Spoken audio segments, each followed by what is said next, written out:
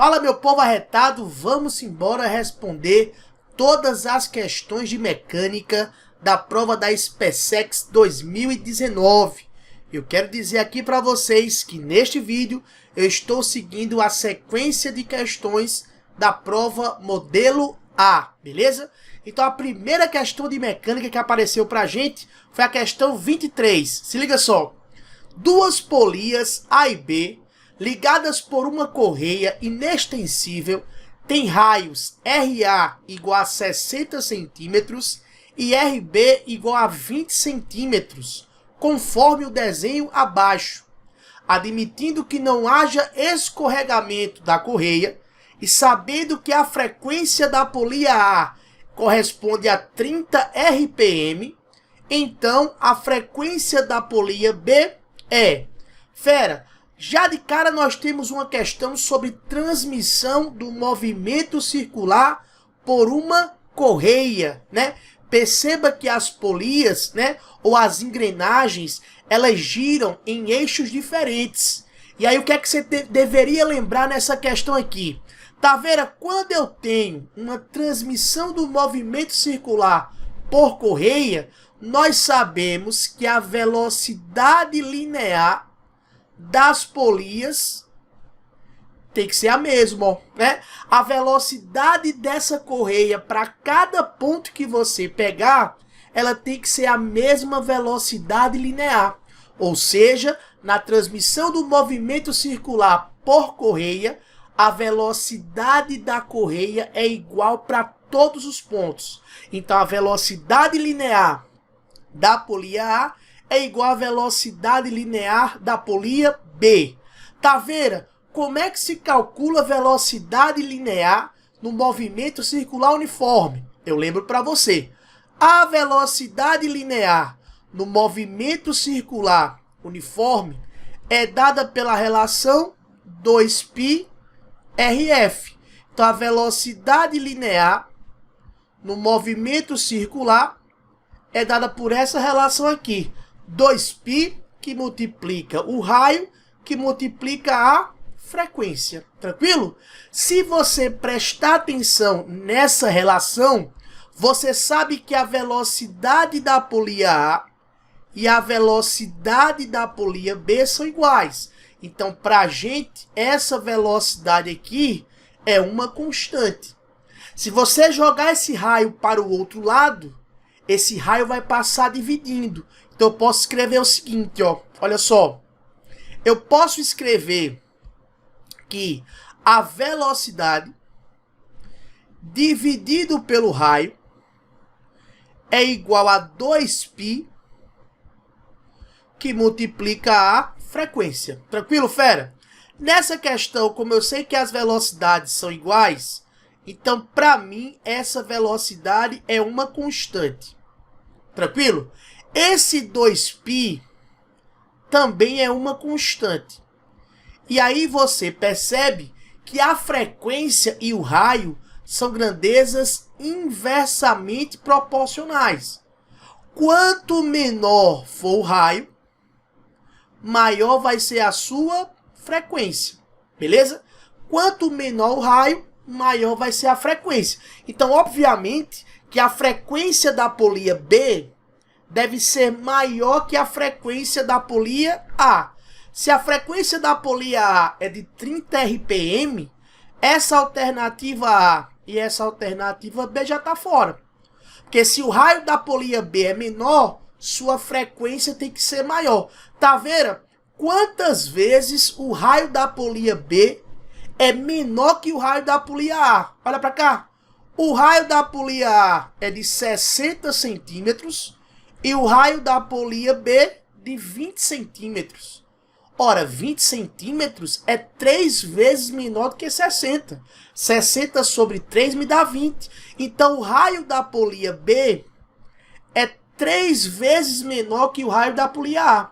Logo, a frequência da polia B tem que ser 3 vezes maior que a frequência da polia A. Então, eu posso escrever que a frequência da polia B 3 vezes maior que é a frequência da polia A. Se a frequência da polia A é de 30 RPM, a frequência da polia B seria 3 vezes 30. Logo, a frequência da polia B seria uma frequência de 90 RPM, beleza? Uma frequência 3 vezes maior. Então, para essa questão 23, a alternativa correta aqui seria a letra D, de detonando na sua prova da SpaceX, beleza? Outra forma que você poderia fazer é aplicando fórmula, né? Tá vendo? Se eu sei que a velocidade de A é igual à velocidade de B, é igual eu posso escrever, fazer aqui, ó. Se a velocidade de A é igual à velocidade de B, eu posso escrever que 2π vezes o raio de A vezes a frequência de A, isso igual a 2π vezes o raio de B vezes a frequência de B. Que é como você encontra até nos livros, ó. Mas eu acho que aqui é uma decoreba muito fuleira, tá? Então, corta 2π com 2π.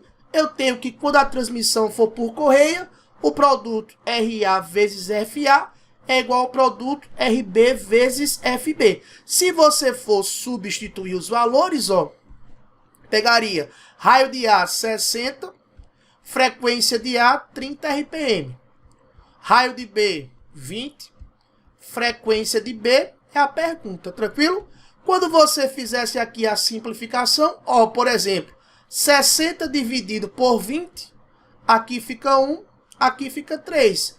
3 vezes 30, a frequência de B, 90 RPM, do mesmo jeito, ó, tranquilo? Mas se você sabe as relações de proporcionalidade, essa questão sai muito rápido, tranquilo? Então, nessa questão 23, alternativa correta, letra D. Vamos lá para a nossa próxima questão. Vem comigo. A segunda questão de mecânica que caiu na prova da SpaceX 2019, no modelo A, foi a questão 24. Olha só. O sistema de polias, sendo uma fixa e 3 móveis, encontra-se em equilíbrio estático. Opa! Já falou aqui uma coisa importante para a gente, ó. Equilíbrio estático. Conforme mostra o desenho, a constante elástica da mola ideal de peso desprezível é igual a 50 newtons por centímetro. E a força F na extremidade da corda é de intensidade igual a 100 newtons. Os fios e as polias são iguais e também são ideais. O valor do peso do corpo, X, e a deformação sofrida pela mola são, respectivamente. Então ele quer que você calcule o valor do peso X e ele quer que você calcule a deformação sofrida pela mola. Vamos lá, questão bacana aqui, ó, beleza? Vou trazer aqui para o próximo slide, ó. E o desenho que nós temos é esse desenho aqui, fera, beleza? Vamos colocar as duas principais forças que eu preciso aqui para esse desenho. Eu tenho a força F, que o homem aí traciona a corda, essa força F para baixo, e eu quero descobrir a força peso do corpo X, tranquilo? Se você prestar atenção, nós temos uma polia fixa, que é essa polia que eu destaquei de azul, e 3 polias móveis, que são essas 3 polias que eu destaquei de roxo aí, um lilás, beleza? O que você precisa saber é que, quando eu uso polias móveis, eu tenho o que nós chamamos de ganho mecânico, né? A força que esse cara precisa para erguer ou para deixar esse corpo X em equilíbrio estático, ou seja, equilíbrio em repouso, né? É uma força bem menor do que o próprio peso do corpo X. Porque essas polias fixas me dão um ganho mecânico. Ô Taveira, como é que eu faço então para saber qual é o ganho mecânico que esse rapaz terá ao usar 3 polias móveis? Fera, a relação é essa daqui, ó. Como nós temos uma situação de equilíbrio, a força necessária para manter esse sistema em equilíbrio é igual ao peso do corpo X sobre 2 elevado a N. onde esse N, fera, é exatamente o número de polias móveis. Então eu tenho aqui uma polia fixa e eu tenho 3 polias móveis. Ou seja, essa força F, que é de 100 newtons, é igual ao peso do corpo X dividido por 2 elevado a 3. 2 ao cubo. Tá vendo por que 2 ao cubo? Porque, fera, nós temos 3 polias móveis. Ou seja, quando você faz 2 elevado ao cubo, me dá 8. Então, a força necessária para equilibrar esse sistema é uma força 8 vezes menor que o peso do corpo X. Esse é o ganho mecânico, beleza? Então, quando você fosse calcular a força Px, o peso do corpo X seria 100 que multiplica 8. Ou seja, o peso do corpo X seria igual a 800 newtons, beleza? Então, o peso do corpo X, 800 newtons. E a força necessária para manter esse sistema em equilíbrio estático, em repouso, é uma força 8 vezes menor. Por isso, 100 newtons, tranquilo? A segunda pergunta dessa questão é quanto vale a deformação sofrida pela mola. Para isso, eu vou olhar para essa polia móvel aqui, ó, que está diretamente ligada com o corpo X. E a ideia seria essa, ó, tá? Se você olha para essa polia móvel, que está diretamente ligada com o corpo X, as forças aqui no sistema são exatamente essas, ó. Eu tenho 2 forças de tração para cima e eu tenho o peso do corpo X para baixo. Essa força de tração aqui da direita corresponde exatamente à minha força elástica, que é a força exercida pela mola, beleza? Que é a força exercida pela mola, já que nós estamos aí no equilíbrio estático. Então, se você olhar para essa figura aqui, como eu tenho uma situação de repouso, o que é que eu posso escrever? Eu posso escrever que essas 2 trações que estão para cima, T mais T me dá 2T, tem que ser igual ao peso do corpo X que está para baixo. Ou seja, eu tenho que a tração é igual ao peso do corpo X, que é 800, dividido por 2. Logo, essa força de tração me daria 400 newtons. Ou seja, essa tração da esquerda corresponde a 400 newtons, tem uma intensidade de 400 newtons, e essa tração da direita, que corresponde à própria força elástica, também tem uma intensidade de 400 newtons. Ora, fera, se você descobriu a intensidade da força elástica pela lei de Hooke, o que é força elástica? É a constante elástica da mola multiplicado pela sua deformação. A força elástica de 400 newtons, a constante elástica da mola de 50 newtons por centímetro, logo a nossa deformação vai ser dada em centímetros. Essa deformação x seria igual a 400 dividido por 50, logo a deformação sofrida pela mola seria uma deformação de 8 centímetros, beleza? E aí, se você retorna lá para a nossa questão, a alternativa correta aí seria a alternativa D. A força Px, 800 newtons, e a deformação da mola, 8 centímetros, D de detonando na sua prova da SpaceX, beleza? Se você quiser copiar essa questão, dá o print aí e vamos para a próxima, beleza? Então, essa questão 24, letra D. A próxima questão de mecânica que caiu na sua prova da SpaceX 2019 foi a questão 25, uma questão também sobre equilíbrio estático. Nesse caso, uma questão sobre equilíbrio do corpo extenso. Vem comigo. Uma viga rígida homogênea Z, com 100 centímetros de comprimento e 10 newtons de peso, está apoiada no suporte A. em equilíbrio estático. Os blocos X e Y são homogêneos, sendo que o peso do bloco Y é de 20 newtons, conforme o desenho abaixo. O peso do bloco X é... Vamos lá, fera, uma questão sobre equilíbrio estático que você deve ter bastante atenção. Vem comigo. Primeiro vamos colocar todas as forças que atuam sobre o nosso corpo extenso. O nosso corpo extenso aqui seria a viga, beleza? Então, nós temos o peso da viga, ele chamou a viga de Z, então colocando o peso da viga no seu centro de gravidade, exatamente na metade da viga, nós temos o peso PZ para baixo, né? No centro de gravidade do corpo Y, nós temos o peso PY, também vertical e para baixo. No centro de gravidade do corpo X, nós temos a força PX, também vertical e para baixo.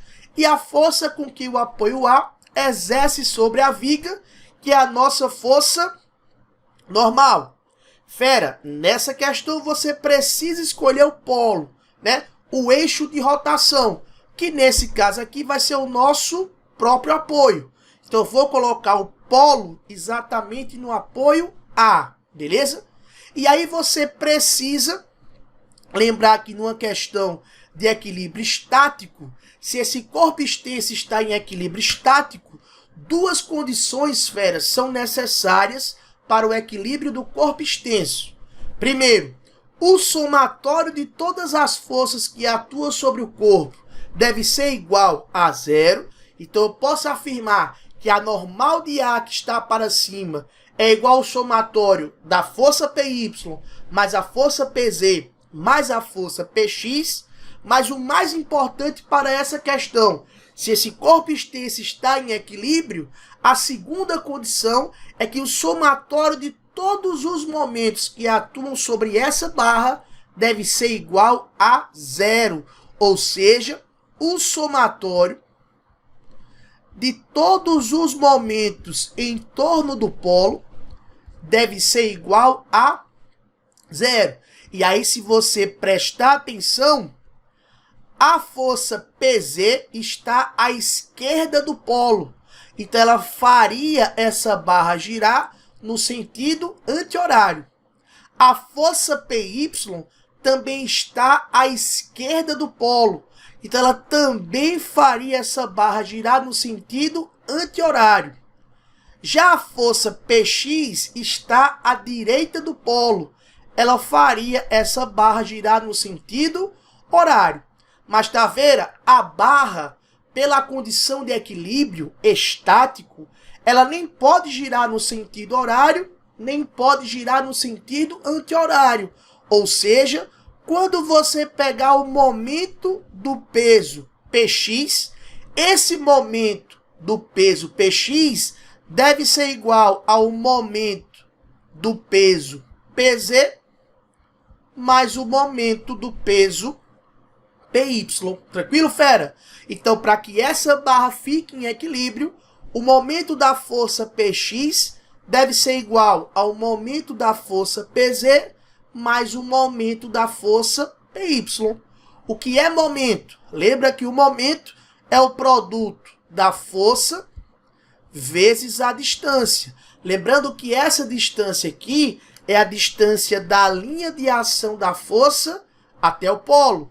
Então ficaria Px vezes dx igual a Pz vezes dz mais Py vezes dy. Escrevi ali dz, vou só corrigir Py vezes dy. Tranquilo, fera? Aí vamos lá. A pergunta da questão é quanto vale o peso Px. Ele disse que o peso da barra corresponde a 10 newtons e o peso Py corresponde a 20 newtons. E a pergunta é quanto vale o peso Px. Então você tem que ir na sua figura e tirar exatamente essa distância. Presta bem atenção. Tá vendo? Eu sei que o peso PZ está exatamente na metade da barra, concorda? Então, essa distância toda aqui, da extremidade da barra até o peso PZ, corresponde a 50 centímetros. Então, essa distância do peso até a extremidade direita da barra também tem que ser de 50 centímetros. Como aqui em cima já tem 44 centímetros, para 50 centímetros falta quanto? 6 centímetros. Então, eu já descubro que a distância da linha da ação da força PZ até o polo que está em A é uma distância de 6 centímetros. Tranquilo? Essa distância é da linha da ação da força até o polo. Se você pegar a força PY, da extremidade da barra até o apoio, eu teria 56 centímetros. Concorda? Como a força PY está exatamente no centro de gravidade, ela está 10 centímetros à direita dessa extremidade. Ou seja, a distância da força PY até o polo A seria 56 centímetros, menos quanto? Menos 10 centímetros. Ou seja, essa distância da força PY até o polo seria uma distância de 46 centímetros. Beleza, fera? Já o peso PX, perceba que da extremidade direita até o polo são 44 centímetros. Mas o peso PX está exatamente no seu centro de gravidade, deslocado aqui, ó, 4 centímetros para a esquerda.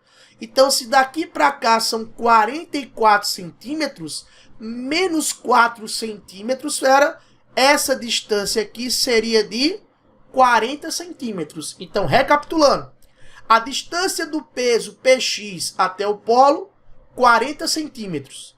A distância do peso PZ até o polo, 6 centímetros. E a distância do peso PY até o polo, 46 centímetros. É só você substituir e correr para o abraço, tranquilo? Como é que ficaria aqui?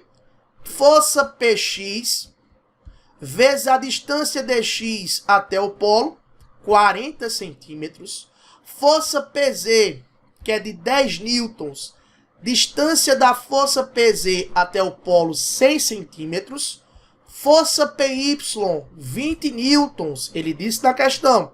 A distância da força PY até o polo, 46 centímetros, tranquilo?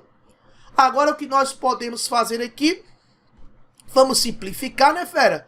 Eu posso dividir aqui, ó, por 10, aqui fica 2, por 10, aqui fica 1, por 10, aqui fica 4, beleza? E vou fazer o resto dessas contas aqui embaixo. Então ficaria 4 vezes Px igual 6 vezes 1 me dá 6, mais 46 vezes 2, isso vai me dar 92. Beleza, fera? 92. Se você pega 92 mais 6, isso me daria 98, dividido por 4. Beleza, fera? E se você faz 98 dividido por 4, 9 sobre 4 me dá 2, resta 1. 18 sobre 4 me dá 4, resta 2. Boto um 0 e uma vírgula. 20 sobre 4 me dá 5.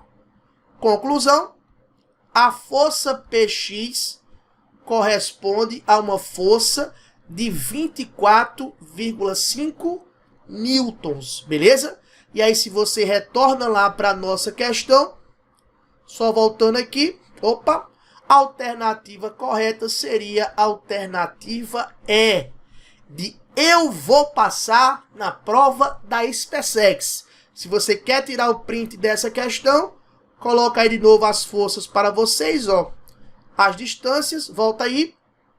E o peso Px seria de 24,5 newtons. Resposta letra E, de eu vou passar, beleza? Vamos lá então para a nossa próxima questão de mecânica. Olha só, no modelo A A próxima questão de mecânica que você pegaria seria a questão 29. Também é uma questão bacana. Vem comigo. No plano inclinado abaixo, um bloco homogêneo encontra-se sob a ação de uma força de intensidade 4 newtons, constante e paralela ao plano. O bloco percorre a distância AB, que é igual a 1,6 metro, ao longo do plano com velocidade constante. Fera, guerreiro, guerreira, essa palavra aqui, ó, velocidade constante, é primordial para você resolver essa questão. Mas vamos continuar. Desprezando-se o atrito, então a massa do bloco e o trabalho realizado pela força-peso, quando o bloco se desloca do ponto A para o ponto B, são, respectivamente, dados a gravidade como sendo 10 metros por segundo ao quadrado, o seno de 60 raiz de 3 sobre 2 e o cosseno de 60, 1 sobre 2. Fera, lembra que ele falou que a velocidade permanece constante. Vem comigo. Tá vendo? A primeira coisa que você faria nessa questão seria colocar as forças que atuam sobre o bloco. Tem a força F, paralela ao plano inclinado e para cima, que puxa o bloco com a força de 4 newtons. Fora essa força, nós teríamos a força peso vertical e para baixo e a força normal perpendicular ao plano de apoio. Tranquilo?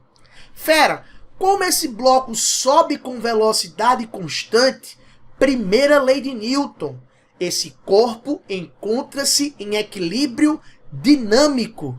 E se um corpo está em equilíbrio dinâmico, a força resultante que atua sobre esse corpo é zero.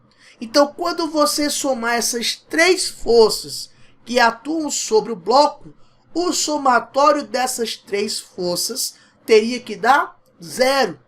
Mas uma coisa que você faz muito quando você pega um plano inclinado é você decompor a força-peso, não é verdade? Você pega essa força-peso, traz ela para o eixo X e traz ela para o eixo Y. Lembrando que o ângulo do plano inclinado, esse ângulo de 60 graus, está exatamente entre a força-peso e a componente PY. E aí, se esse corpo está em equilíbrio, opa, quase aqui, a iluminação do cenário ia por água abaixo também, mas já equilibrei. Se o sistema está em equilíbrio, o que é que eu posso afirmar? Eu posso afirmar que essa força F é igual à componente Px, e eu posso afirmar que a força normal é igual à componente PY. E esse é o primeiro passo para você matar a primeira pergunta da questão. Então eu posso afirmar que a força F é igual à componente Px. Tranquilo? E aí, fera, no plano inclinado, já que o ângulo está entre a força peso e a componente PY, essa componente PY seria o cateto adjacente. Logo, levaria o cosseno. Logo, a componente PX seria o cateto oposto. É ela que vai levar o seno, né? Então, a força F é igual ao P seno de θ, onde esse ângulo θ aqui seria 60 graus. Vou até tirar o θ ali para você não confundir. E vou colocar aqui 60 graus.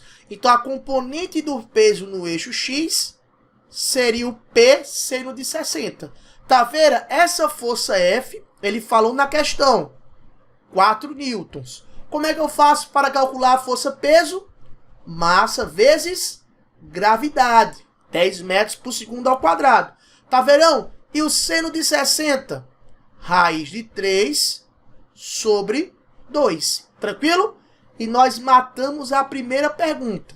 Esse 10 sobre 2 me dá 5. Vou simplificar aqui, ó. 10 sobre 2 me dá 5. Esse 5 raiz de 3 que multiplica, passa para o outro lado dividindo. Logo, a massa seria igual a 4 dividido por 5 raiz de 3. Aí nós vamos aqui racionalizar. Bota a raiz de 3 em cima, coloca a raiz de 3 embaixo, beleza? Conclusão, a massa do corpo, ou a massa do bloco, corresponde a 4 vezes raiz de 3 sobre raiz de 3 vezes raiz de 3 me dá 3. 3 vezes 5, 15. Então, a massa desse corpo, 4 raiz de 3 sobre 15. Não é a resposta mais bonita das nossas vidas, ó, mas fica assim, 4 raiz de 3 sobre 15. Tranquilo?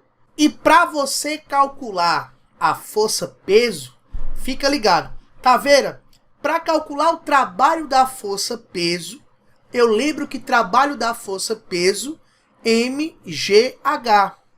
Beleza, fera? Mas se fosse para você usar mgh, a massa você já tem, né? Que é de 4 raiz de 3 sobre 15. A gravidade eu tenho que é 10. Tá faltando a altura, né? Então você teria que achar a altura fazendo relação trigonométrica, triângulo retângulo. Mas tem uma palavra-chave que eu destaquei para vocês quando eu li a questão, que ele falou que esse bloco sobe com velocidade constante. E aí, fera, se esse bloco sobe com velocidade constante, significa dizer que a força resultante é zero, como eu já falei. Então, o trabalho da força resultante também é zero. É isso que você precisa estar ligado, ó. Se a velocidade é constante, o trabalho da força resultante é igual a zero. Tá vendo quais são as forças que realizam o trabalho nessa minha questão? Primeiro que a força normal não realiza trabalho, porque ela é perpendicular ao deslocamento. Toda força que é perpendicular ao deslocamento, o trabalho é zero. A força F realiza trabalho, que é um trabalho motor a favor do deslocamento, e a força peso realiza um trabalho resistente, que o corpo está subindo e a força peso atrapalha o movimento. Então o trabalho da força peso é resistente. Ou seja, quando eu somar o trabalho da força F, que é motor, mais o trabalho da força peso, que é resistente, o trabalho da força resultante tem que ser igual a zero. Então, eu posso escrever que o trabalho da força peso é igual ao trabalho da força F, só que com o sinal trocado. Porque o trabalho da força peso é resistente, né? Ou seja, o trabalho da força peso e o trabalho da força F são iguais e com sinais opostos. Para quando eu somar, dá quanto? Dá zero. Então, se você quiser calcular o trabalho da força peso com os dados que você tem na questão, basta você pegar o valor da força F e multiplicar pelo deslocamento de A para B. E aí, quanto vale a força F? A força F vale 4 newtons. Quanto vale o deslocamento de A para B? Ora, o deslocamento de A para B vale 1,6 metros.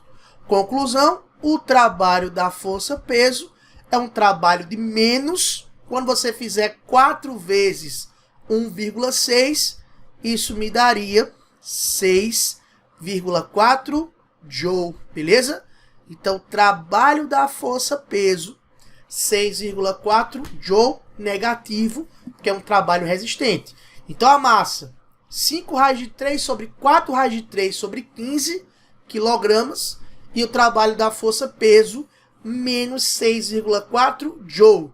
Se você volta lá para a nossa questão, a alternativa correta aqui, fera, seria a alternativa B. De boa toda essa questão. Massa, 4 raiz de 3 sobre 15. E o trabalho da força-peso, menos 6,4 Joule. Tranquilo, fera? Então vamos lá para a nossa próxima questão. Se você quiser tirar o print aí, você tira. Vamos para mais uma questão de mecânica. Vamos juntos. Questão 30. Um ponto material realiza um movimento harmônico simples sobre um eixo OX, sendo a função horária dada por x igual a 0,08 cosseno de π sobre 4t mais π para x em metros e t em segundos. A pulsação, a fase inicial e o período do movimento são, eita fera, cinemática do movimento harmônico simples. Ele deu para você aí a função da elongação da mola, né? A deformação da mola variando com o tempo. Isso é uma função harmônica, né? Por isso que o movimento é chamado de movimento harmônico simples. Tá verão? Como é a função da elongação, a função horária da elongação para o movimento harmônico simples. Taveira está aqui para lembrar para você. A função horária da elongação x é igual à amplitude, que multiplica o cosseno da pulsação vezes o tempo, mais a fase inicial. Perceba que a questão já deu para você a função pronta, fera. Um termo de trabalho aqui. Qual foi a função que ele lhe deu? X igual 0,08 que multiplica o cosseno. Então, 0,08 já é a minha amplitude. Vezes ômega t, o nosso ômega, π sobre 4, que é a nossa pulsação, mais a fase inicial φ0, que seria quanto? π. Se você prestar atenção, praticamente aqui, ó, você já tem a pulsação, que é o nosso ômega, π sobre 4, e você já tem a fase inicial, que é o π. Vamos dar só uma espiadinha aqui na resposta. Tá vendo a pulsação, π sobre 4? Já tá fora aqui, ó, a letra B. Já tá fora aqui a letra D, beleza? π sobre 4 radianos por segundo. Tá vendo a fase inicial, π radiano. Já tá fora a letra A, que fala que é 2π. Ou seja, só com isso aqui, nós ficamos com duas alternativas. Aí você precisa, fera, descobrir quanto vale o período. Então, vou anotar aqui, ó. A pulsação π sobre 4 radianos por segundo. E a fase inicial, que é onde se inicia o movimento, seria π radiano. Tranquilo? Tá vendo? E para achar o período, aí você precisaria lembrar da relação entre pulsação e período. Que pulsação você vai lembrar lá do movimento circular, seria velocidade angular, né? Porque quando você projeta um movimento circular na horizontal, você tem um movimento harmônico simples. É de lá que vem esse ômega, né? Que aqui nós chamamos de pulsação. Mas no movimento circular, é velocidade angular. Que se você olhar para a unidade, ó, o que é que seria pulsação? Ângulo sobre tempo, né? E aí, se você lembrar, pulsação seria 2π dividido pelo período. 2π sobre t.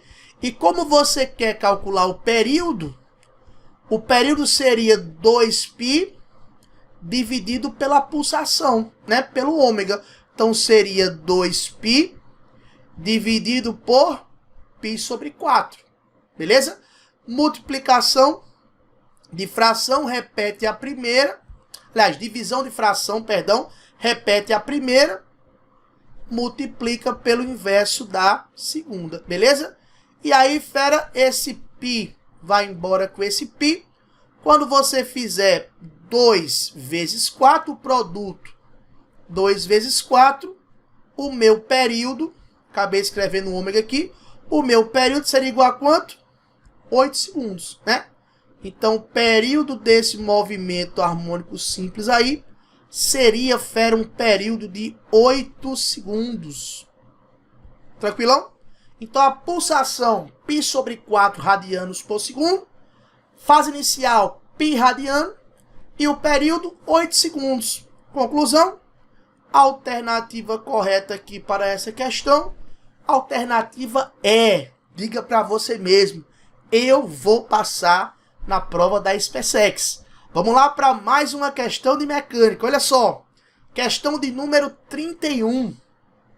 Considere um objeto que se desloca em movimento retilíneo uniforme durante 10 segundos. O desenho abaixo representa o gráfico do espaço em função do tempo. O espaço do objeto no instante 10 segundos em metros é... Ou seja, ele quer saber o seguinte: qual é a posição ocupada pelo objeto no instante t igual a 10 segundos. Fera, se é um movimento retilíneo uniforme, ele quer saber a posição do móvel quando o tempo for 10 segundos, vamos lembrar da função horária do MRU, S igual a S0 mais VT. A posição final é a pergunta. A posição inicial é a posição que o móvel ocupa quando o tempo é zero. Se você for no nosso gráfico, quando o tempo é zero, a posição ocupada pelo móvel, 3 metros. A velocidade do móvel, nós não temos. Mas ele quer a posição quando o tempo for quanto? 10. Então a bronca aqui é você descobrir essa velocidade. E tá vendo de onde eu vou tirar essa velocidade? Do gráfico, guerreiro. Do gráfico, guerreira. Olha só, se o movimento é uniforme, para o movimento uniforme, a velocidade permanece constante. Então é válida a relação ΔS sobre ΔT. Olha para o nosso gráfico. O nosso gráfico começa no zero e nós temos um ponto aqui quando o tempo é 3 segundos. De 0 a 3 segundos, eu tenho o meu ΔT. Ele estava na posição 3 e saiu para que posição? Posição 12, ó. Então, de 3 para 12 metros, eu tenho, fera, o meu ΔS. Ou seja, ele percorreu 9 metros em 3 segundos. Então, como eu sei que a velocidade permanece constante, essa relação ΔS sobre ΔT também tem que permanecer constante. Então, se ele percorreu 9 metros em 3 segundos, a velocidade desse móvel é uma velocidade de 3 metros por segundo. Eu vou colocar aqui, ó, a velocidade desse móvel, 3 metros por segundo. Agora ficou fácil. Qual é a posição ocupada pelo móvel quando o tempo for 10 segundos? 10 vezes 3 me dá 30. 30 mais 3 me dá uma posição S igual a 33 metros. Então, a posição ocupada pelo móvel, o espaço do objeto no instante t igual a 10 segundos, seria o espaço 33 metros. Opção correta, letra C. De com certeza você vai detonar na prova da SpaceX. E agora vamos para a nossa última questão das 7 questões de mecânica que caíram em 2019. De 12 questões, 7 questões foram de mecânica. Praticamente 60% da sua prova. Um corpo homogêneo de massa 2 kg desliza sobre uma superfície horizontal sem atrito, com velocidade constante de 8 metros por segundo, no sentido indicado no desenho, caracterizando a situação 1.